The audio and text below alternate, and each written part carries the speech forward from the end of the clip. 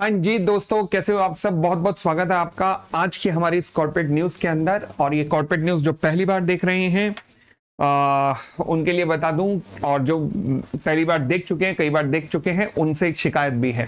पहला, जो पहले देख चुके हैं उनसे शिकायत ये है कि यार देखते तो बहुत लोग हो, बट ये एक अंगूठा होता है। श्री कृष्ण ने कहा है ना कुछ लेके आए ना कुछ लेके जाना है, जो करना है यही निपटा के जाना है। तो फिर ये अंगूठा लगा दिया करो यार, कमाल हो गई बात। आपके अंगूठा लगाने से YouTube इस वीडियो को और लोगों को दिखाता है, और आपका कमेंट आ जाए तो वो और ज्यादा लोगों को दिखाता है। तो सोचो ना, इस व्यक्ति का भी, बड़े बड़े बालों वाले व्यक्ति का भी थोड़ा भला कर दिया करो, ठीक है ना। तो प्लीज अंगूठा लगा दिया करो और नीचे कमेंट जरूर लिख दिया करो कि कैसे लगी है क्लिपिंग। चलिए आगे बढ़ते हैं। और हाँ, अब जो पहली बार इस कॉर्पोरेट न्यूज को देख रहे हैं, ये कॉर्पोरेट न्यूज क्या है। जिन शेयर्स में आप इन्वेस्टेड हैं या इन्वेस्टमेंट करने का सोच भी रहे हैं, ये एक प्रयास है उन सभी के सभी शेयर्स के अंदर आपकी नॉलेज को बढ़ाने का। ठीक है जी, चले तो आज की कॉर्पोरेट न्यूज को अपन लोग शुरू करते हैं। और सबसे पहले हमारे पास जो कॉर्पोरेट न्यूज है वो राजेश एक्सपोर्ट को लेकर। भाई it happens only in India. Company के ऊपर सीरियस एलिगेशन लगे हैं, बहुत ही सीरियस वाले एलिगेशन सभी ने लगाए कि कंपनी ने 98% या 99% जो है इसके टर्नओवर जो है वो गड़बड़ निकली है। वेलंबे नाम की कंपनी है सब्सिडरी, जिसके रिकॉर्ड्स नहीं दिखाए गए, और तरीके के सभी ने एलिगेशंस कंपनी के ऊपर लगाए। अब इस कंपनी ने सभी के एलिगेशंस का रिप्लाई किया है। मैं हैरान हूं, 76 रुपीज समथिंग पे शेयर पहुंच चुका था। रिप्लाई फाइल करने के बाद वो 30% बढ़ गया। इतने सीरियस एलिगेशन के बावजूद शेयर 30% बढ़ गया। भाई भाई भाई भाई, it happens only in India, मैं यही कह सकता हूं। अपने रिप्लाई के अंदर कंपनी ने कहा है सभी को कि हम बेकसूर हैं। हम बेकसूर हैं। क्यों? क्योंकि कंपनी का कहना है, बड़ी सीधी सी बात है, कि जो भी रिकॉर्ड्स हैं, रिप्लाई के अंदर लिखा कंपनी ने, हमने सारे रिकॉर्ड्स जमा करा दिए हैं। हमारा A to Z her document एकदम प्रॉपर है, एकदम हमारे सारे रिकॉर्ड्स बिल्कुल प्रॉपरली मेंटेन्ड है। शायद सेबी से कोई गलती हुई होगी। कंपनी के इस रिप्लाई फाइल करने का टाइम और धड़ाधड़ शेयर 5% के अपर सर्किट पे चल रहा है। धड़ाधड़ पिछले 5-6 दिन से 5% का अपर सर्किट चल रहा है। गजब है हम लोग, गजब है। मैं तो कह रहा हूं इट हैपेंस ओनली, तभी कह रहा हूं तीसरी बार, it happens only in India. ये शायद यूएस होता तो जब तक इन्वेस्टिगेशन कंप्लीट ना होती इन्वेस्टर हाथ जोड़ लेते, बट इंडिया में इन्वेस्टर्स ने कहा है कि हमें विश्वास है राजेश एक्सपोर्ट पे, जो ये कह रहा है वो बिल्कुल ठीक कह रहा है। अपना अपना विचार है, और क्या कह सकते हैं। चलिए आगे बढ़ते हैं। अगली न्यूज जो है वो है टाटा मोटर्स को लेकर। न्यूज बहुत ज्यादा अच्छी नहीं है। आप जानते हैं कि टाटा मोटर्स के ऊपर वैसे ही थोड़े ग्रह नक्षत्र खराब चल रहे थे पिछले कुछ टाइम से। क्यों? क्योंकि एक तो ट्रंप के टैरिफ, कि भैया वो जो टैरिफ कहते थे कि यूएस में अगर मैन्युफैक्चर करोगे तो ठीक है, नहीं तो आपके ऊपर टैरिफ लगा देंगे। अब कंपनी यूरोप में मैन्युफैक्चर करती है अपनी जैगुआर लैंड रोवर नाम की गाड़ी को, डिफेंडर वगैरह, रेंज रोवर, ये सब गाड़ियों को यूरोप में मैन्युफैक्चर करती है। ट्रंप ने टैरिफ लगाए जिसका इंपैक्ट आना ही आना था। उसके बाद कंपनी के कुछ प्लांट्स के अंदर भी आग लग गई थी। तो ये सारे इंसिडेंट्स जो हैं वो रिफ्लेक्ट होने थे। तो इसलिए जो जैगुआर लैंड रोवर का जो डेटा प्रोजेक्ट हुआ है वो प्रोजेक्शन बहुत ज्यादा अच्छी नहीं है। ना तो ईबीटा मार्जिन, कंपनी के मार्जिन से इंप्रूव होने की संभावना है, और टर्नओवर में भी जो इंक्रीज एक्सपेक्ट किया जा रहा है वो बहुत ज्यादा अच्छा नहीं है।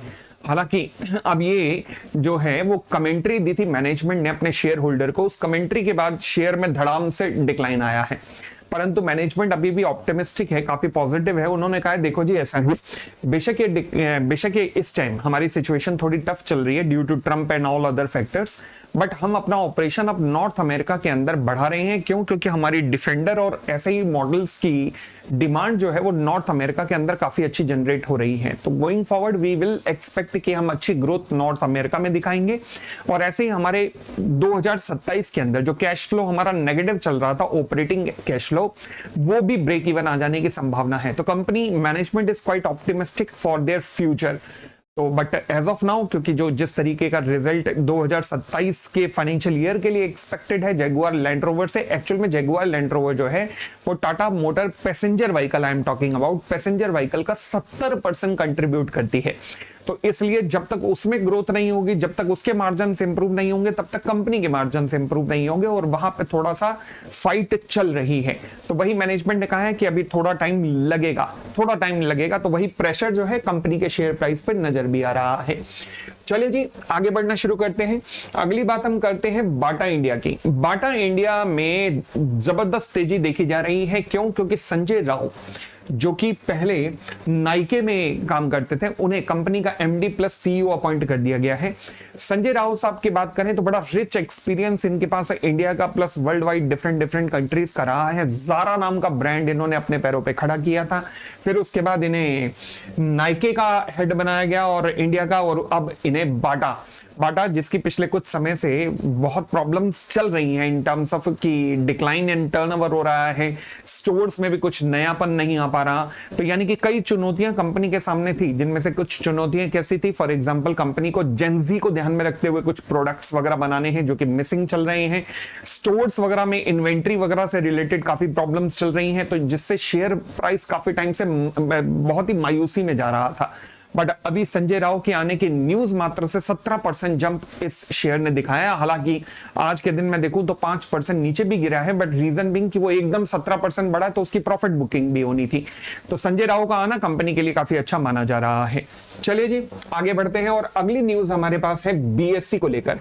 देखिए, आप जानते हैं कि बहुत बड़ा एक IPO NSC national stock exchange का आ रहा है, जो कि 30,000 करोड़ का आईपीओ होने वाला है। परंतु इस आईपीओ की वजह से बीएससी के शेयर में थोड़ी सी प्रॉफिट बुकिंग देखी जा रही है।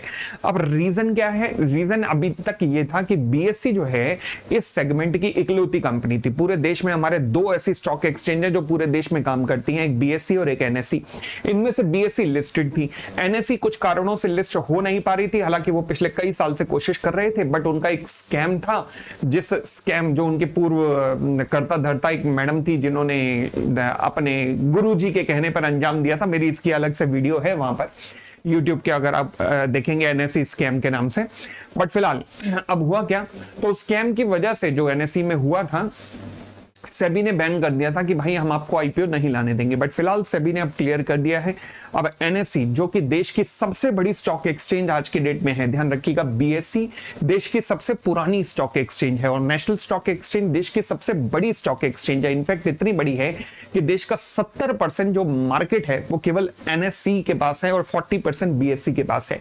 अब सोचो, 40% मार्केट वाला लिस्टेड है, 60% या 70% वाला लिस्टेड नहीं है। अब वो 60-70% वाला लिस्ट होने के लिए आ रहा है, तो ऑब्वियसली ये जो 40% वाला है, यहां पर प्रॉफिट बुकिंग आनी थी। क्यों? क्योंकि यहां से अब पैसा निकल के एनएससी की तरफ जाना ही जाना था। तो बस वही हो रहा है, कुछ और नहीं। हालांकि बीएससी ने पिछले कुछ समय में बहुत गजब का इंप्रूवमेंट किया है, खासकर पिछले साल से ही, 2024 सितंबर से।